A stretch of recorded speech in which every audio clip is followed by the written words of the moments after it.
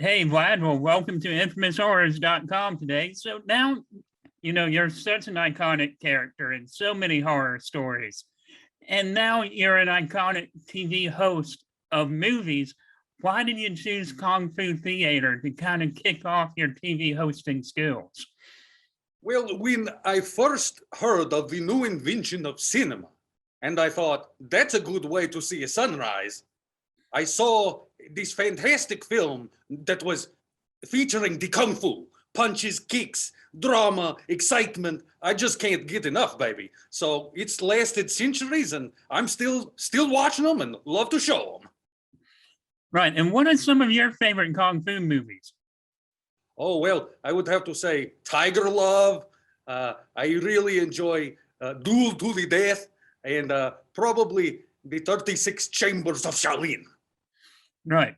And, you know, there's been a lot of interpretations of Dracula and Vlad. So you're a cinema fan yourself. So what do you think of these interpretations? Did they get it right? Or what do you see that they're like, oh, this will never happen. I don't do this. What do you think of these interpretations of Dracula in cinema? Well, I will say a lot of it is extremely accurate. I hate to say it, but yes, the bloodlust and the pillaging and all the horrible things, but that's in the past, man. That's in the past. Now we're living, living off the pig's blood now, not drinking humans anymore. Want to make that very clear. So we're living in the new era. You can forget all that old stuff about the monsters and being terrifying. You know, now it's you're dealing with a Dracula that it would be completely okay to invite into your home.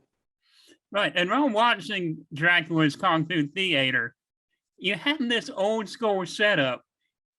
Is that new to you, or are you aware of all of these new smart TVs or new inventions that you can kind of host, giving us better quality than just those small TV screens?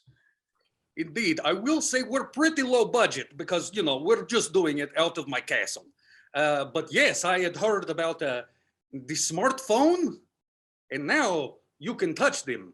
And they have different buttons that you can even look at the interwebs. And I'll tell you, man, the whole thing is super exciting. I would say probably for the past, I don't know, 6 to 8 months, I have discovered that this is a wonderful thing that the world has given us. And, you know, now I can see myself anywhere in the world. Right. And you're kind of the master of the dark. So, of course, I want to get your opinion on the mistress of the dark, Elvira. What do you think of her as a TV host? An iconic TV host as well. Yes. And what a babe, huh? Yes. I mean, yes, she was definitely an inspiration back when I met her in the 80s. Don't ask her about it. She probably won't remember. But, you know, I see what she was doing and I say, you got this sexy lady. She's showing her favorite her favorite horror films. So why couldn't you have sexy dude showing his favorite Kung Fu movies? So yes, definitely an inspiration. Hi, Cassie. Right. And so, going down the road, what are some other genres you may like to explore within the subgenre of Kung Fu? Because there's always, so many subgenres in movies. There can be like supernatural Kung Fu movies or like Western Kung Fu type of movies.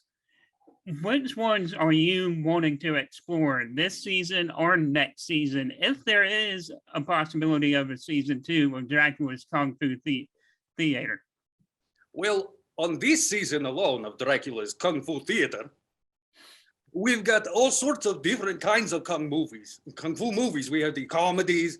We do have the supernatural type deals with fairy women and genies, demons, zombie possession. There's even some that are pretty spooky that are hard for me to watch because I still got to sleep in the morning, you know.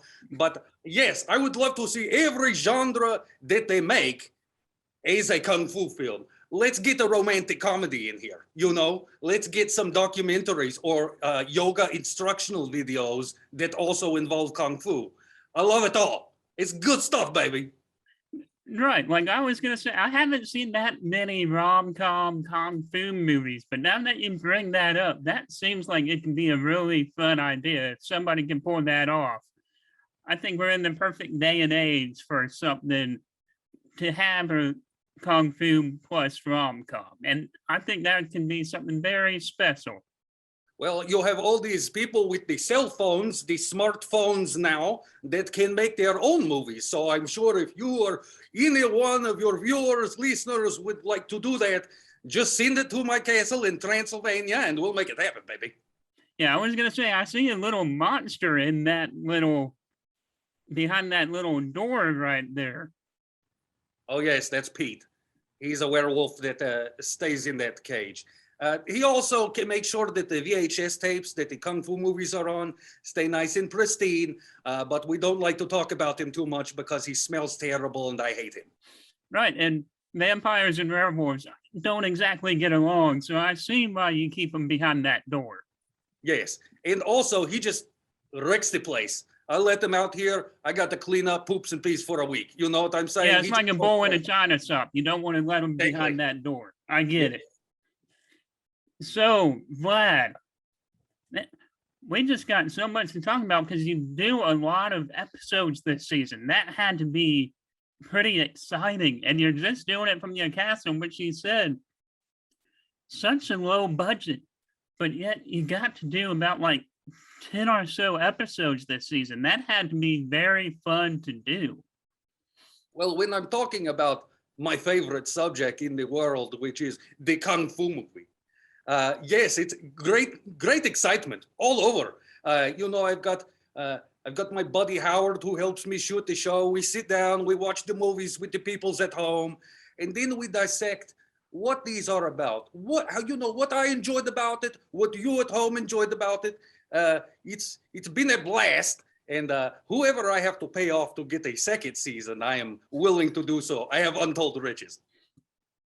Right. And now with YouTube around, it could be easier for an audience to kind of, consume this from a streaming site like YouTube or something similar like Vimeo. How I watched it was on Vimeo. So in this day and age, that also has to be pretty exciting for a guy like yourself who's been around for so long, centuries and centuries, to just see we're in the golden age of television right now. And you had to watch some pretty awful TV shows growing up in the past where you remember how bad TV production was to what we're doing with now with, American Horror Story. And not only are we living in the golden age of TV, we're also living in the golden age of horror on television, which has to be fascinating for an icon like yourself as well. Well, yes, I can say that TV used to be crap, and now it's pretty good. The only problem is it's hard for me to watch some of the scary stuff because, again, I'm a bit squeamish when it comes to things that jump out of the shadows or the loud bangs. I'm used to it here in the castle, but I'm friendly with all the ghosts, so I know what's going on there. You know what I mean? Right. But it has been great to be able to use this modern technology and be part of the TV American landscape. You can actually also check us out on the web. It's realgoodtvcom. And I've made a partnership with them. They got the whole Transylvania tourism board online here. So yeah, it's going to blow up international, baby. I'm glad to be part of it. Right. And speaking of Transylvania, what do you think is more iconic, Hotel Transylvania or Hotel California? Ooh, that is a very good question, AJ. Or one of those involves a mockery of me created by the Adam Sandler. And the other one is an iconic song by American band The Beatles. So I would have to probably go with the Hotel California. Right. And like you said, you got to sleep in the day. So I'm kind of surprised and impressed I was able to get you up at this hour. Was that difficult for you to kind of get up at this hour and just hang out with us at infamoushorrors.com? Well, to be honest, over here in Transylvania, It's still pretty dark outside. It's storming like a crazy out here. So the cloud coverage is pretty good. It's still not bright and early yet, but I slept all day yesterday too, just to have enough energy to be up and do this interview with you. Right. And I also want to ask you, we've seen so many things like Twilight where vampires can walk around in the daytime. And of course, we got this brilliant series on FX called What We Do in the Shadows, which is much more comedic, but they seem to treat vampires and werewolves correctly on that show. When they try to board up the mansion, let in as little sunlight as possible. So between those two, if you've seen any of them, what do you gravitate towards the most between those two? Well, I would have to probably go with, What We Do in the Shadows. It does have a lot of fan service towards me, and I can't say no to that. Obviously, the fact that they hate werewolves because they stink and they're horrible is also very accurate to how werewolves really are, except on that show, they have friends and people can tolerate them. So, yes, I would say that they are both obviously fictional. I would have to gravitate fictional, yeah. For its production values and obviously the mistreatment of werewolves. Right. And Vlad, is there anything you would like to say about this season of Dracula's Kung Fu Theater that really just impressed you with how well it went in your eyes? Was there anything that stood out to you while hosting Kung Fu Theater that you were like, wow, I didn't know I could really do this good of a job hosting TV? Well, my first thought when getting the idea to make this show, it's number one, I already know I've got thousands of Kung Fu tapes that few people have seen that need to be exposed to the world. But also after the first episode we taped, I was impressed with how great I am. Basically, I look good on camera, I'm hilarious. I imagine that people are all going to want to be my friend.